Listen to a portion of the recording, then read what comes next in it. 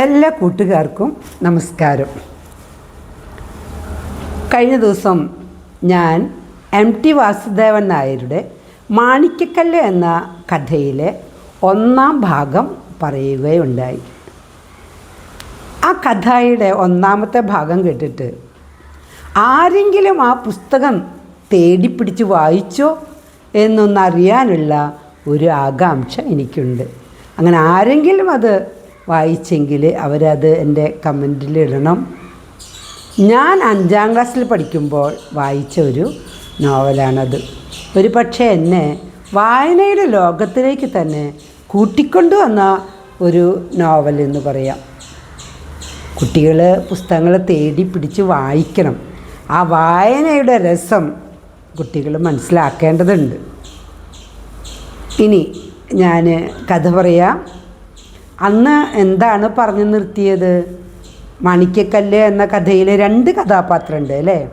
ഒന്ന് രാജാവിൻ്റെ മകൻ ജയചന്ദ്രനും, 2 മന്ത്രിയുടെ മകൻ സത്യനും. 2 പേരും കൂടെ നാട് കാണാൻ പുറപ്പെട്ടിട്ട് അവരൊരു കാട്ടിൽ പെട്ടുപോയി. രാത്രി ചിലവഴിക്കാൻ വേണ്ടി അവർ മരത്തിൻ്റെ മുകളിൽ കയറിയിരിക്കുമ്പോൾ ഒരു വലിയ പാമ്പ് അവരിയ്ക്കുന്ന മരത്തിൻ്റെ ചുവട്ടിലേക്ക് ഇഴഞ്ഞു വരുന്നത് കണ്ട് അവർ രക്ഷിക്കണേ എന്നും പറഞ്ഞ് കൈകൂപ്പി പിടിച്ച് ഇരിക്കുന്നു. അത്രയാണ് അന്ന് ഞാൻ പറഞ്ഞത്. ഇനി തുടർന്ന് ഇന്നത്തെ ഭാഗം പറയാം. കണ്ണു തുറന്ന് നോക്കിയപ്പോൾ തങ്ങളുടെ 2 കുതിരകളെയും കാണാനില്ല. ആ പാമ്പ് അതിൻ്റെ ഗുഹ പോലെയുള്ള വായ തുറന്നിട്ട് ഈ 2 കുതിരകളെയും അകത്താക്കി. ഇനി തങ്ങളെ കാണുമോ, പാമ്പ് മുകളിലേക്ക് കയറി വരുമോ, ഇതൊക്കെ പേടിച്ചവരിങ്ങനെ ഇരിക്കുകയാണ്. പക്ഷെ പാമ്പ് എന്താ ചെയ്തത്? പാമ്പ് അതിൻ്റെ തലയിലുള്ള ആ മാണിക്യക്കല്ല് ആ പുൽപ്പരപ്പിൽ വെച്ചു. എന്നിട്ടത് ഇഴഞ്ഞ് ആ പൊയ്കയിലേക്ക് തന്നെ പോയി. എന്തിനാ? വെള്ളം കുടിക്കാൻ. അപ്പോഴാണ് അവർക്കൊരു സ്വരം പുറത്തു വന്നത്. ജയചന്ദ്രൻ പറഞ്ഞു, അതെവിടേക്കാണ് പോയിട്ടുണ്ടാകുക? സത്യൻ പറഞ്ഞു, അത് വെള്ളം കുടിക്കാൻ പോയിട്ടുള്ളതാണ്. പക്ഷേ ഈ മാണിക്യക്കല്ല് ഇവിടെ ഉള്ളത് കൊണ്ട് അത് വെള്ളം കുടിച്ച് തിരിച്ചു വരും. എൻ്റെ കറുത്ത ചുട്ടിയുള്ള ആ വെളുത്ത കുതിര പോയി. സത്യൻ പറഞ്ഞു, അതൊന്നും അത്ര കാര്യമാക്കാനില്ല. നമ്മുടെ ജീവൻ എങ്ങനെ കിട്ടും എന്നാണ് നമ്മൾ ആലോചിക്കേണ്ടത്. എങ്കിൽ നമുക്ക് ഇറങ്ങി ഓടിയാലോ? ഇത് മണ്ടത്തരാകും. കാരണം കാട് മുഴുവനും ഈ മാണിക്യക്കല്ലിൻ്റെ വെളിച്ചത്തിൽ കുളിച്ച് നിൽക്കുകയാണ്. പിന്നെ നമ്മൾ എന്തു ചെയ്യും? ഈ മരത്തിൻ്റെ മുകളിൽ തന്നെ കഴിയാനോ?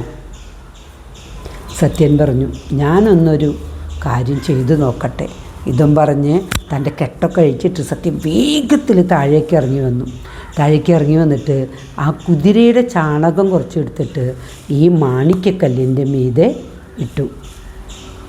എന്നിട്ട് അതേ സ്പീഡിൽ മരത്തിൻ്റെ മുകളിലേക്ക് തന്നെ കയറി തൻ്റെ ശരീരം കെട്ടി ഓടിയിരുന്നു. പെട്ടെന്ന് തന്നെ പാമ്പിൻ്റെ വരവ് അവർക്ക് മനസ്സിലാകുന്നുണ്ട്. നല്ല കൊടുങ്കാറ്റിൻ്റെ ഒച്ചയാണ്. തൻ്റെ മാണിക്യക്കല്ല് നഷ്ടപ്പെട്ടുവോ എന്ന് അതിന് സംശയം തോന്നിയിട്ടുള്ള വരവ് ഒച്ച ഇവർക്ക് കേൾക്കാം. രാജകുമാരൻ ചോദിച്ചു, എന്താ ഉണ്ടായത്? പിന്നെ പറയാം എന്നും പറഞ്ഞ് 2 പേരും നിശബ്ദമായിട്ടിരുന്നു.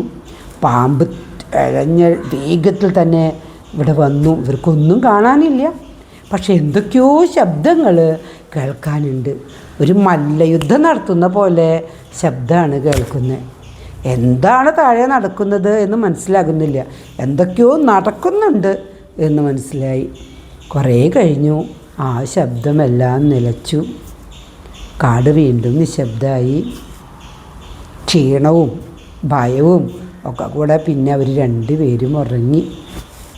കിളികളുടെ ഒച്ച കേട്ടിട്ടാണ് 2 ആളും ഉണർന്നത്. കൊട്ടാരത്തിലല്ല തങ്ങൾ കിടക്കണേന്ന് വരെ മനസ്സിലാകാത്ത വിധത്തിൽ അവർ ഉറങ്ങിയിട്ടുണ്ടായിരുന്നു. അവർ വേഗം നോക്കി താഴേക്ക്. രാജകുമാരൻ പറഞ്ഞു, അത് അവിടെ ഇങ്ങനെ കിടക്കുന്നുണ്ട്.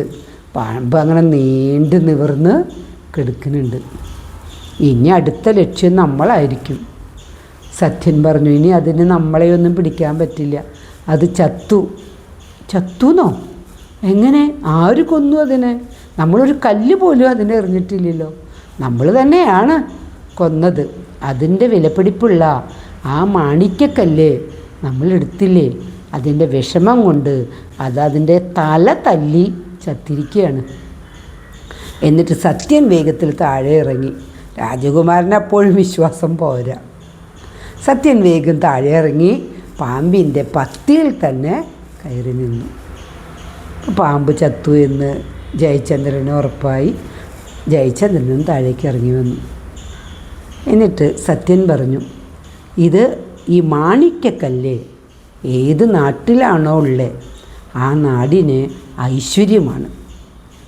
ഉടനെ ജയചന്ദ്രൻ പറഞ്ഞു, എങ്കിൽ നമുക്കിത് കൊണ്ടുപോയി അച്ഛന് കൊടുക്കാം. അച്ഛന് വളരെ സന്തോഷമാവട്ടെ. നമ്മൾ നല്ല മിടുക്കരാണെന്നും അച്ഛന് മനസ്സിലാവും. എന്നിട്ട് അവർ രണ്ടുപേരും കൂടെ ഈ മാണിക്യക്കല്ല് അതിന് മുകളിൽ പറ്റിപ്പിടിച്ചിരിക്കുന്ന ആ ചാണകമൊക്കെ കഴുകിക്കളയാനായിട്ട് അവർ ആ പൊയ്കയുടെ അടുത്തേക്ക് പോയി. ഒരു തീരെ ചെറിയതാണ് ഈ മാണിക്യക്കല്ല്. ഒരു ചെറിയ ചെറുനാരങ്ങയുടെക്കാളും കുറഞ്ഞ വലിപ്പമേ ഈ മാണിക്യക്കല്ലിനുള്ളൂ. അങ്ങനെ രണ്ടാളും കൂടെ ആ പുഴയുടെ തീരത്തേക്ക് പോയി. അതിൽ ഈ മാണിക്യക്കല്ല് വെള്ളത്തിൽ കഴുകാൻ തുടങ്ങിയതും വെള്ളത്തിൽ അത് മുക്കിയതും വെള്ളം രണ്ടായി അങ്ങ് നീങ്ങി നിന്നു. താഴേക്കിങ്ങനെ കൽപ്പടവുകൾ കാണുന്നു. ഉടനെ സത്യൻ പറഞ്ഞു, ഇതേതോ രഹസ്യ സങ്കേതത്തിലേക്കുള്ള വഴിയാണ്. ജയചന്ദ്രൻ പറഞ്ഞു, നമുക്ക് പോയി നോക്കാം. വേണ്ട, അത് ആപത്തായിരിക്കും. നമുക്ക് മറ്റെവിടെയെങ്കിലും പോയി ഇത് കഴുകാം, നമ്മുടെ യാത്ര തുടരാം. ജയചന്ദ്രൻ സമ്മതിച്ചില്ല. അതല്ലെന്നേ, നമുക്ക് പോയി നോക്കാമെന്ന് പറയുകയും ജയചന്ദ്രൻ ഇതിൻ്റെ ഈ കൽപ്പടവുകൾ ഇങ്ങനെ ഇറങ്ങി താഴേക്ക് പോകാൻ തുടങ്ങി. സത്യനും പിന്നാലെ പോയി. രണ്ടുപേരും ഇങ്ങനെ ആ വഴിയിലൂടെ ഇങ്ങനെ ഇറങ്ങി അങ്ങനെ പോയി. ഇവിടെ രണ്ടാമത്തെ അധ്യായം അവസാനിച്ചിരിക്കുകയാണ്. അധികം വൈകാതെ തന്നെ മൂന്നാമത്തെ അധ്യായം പറഞ്ഞു തരാം.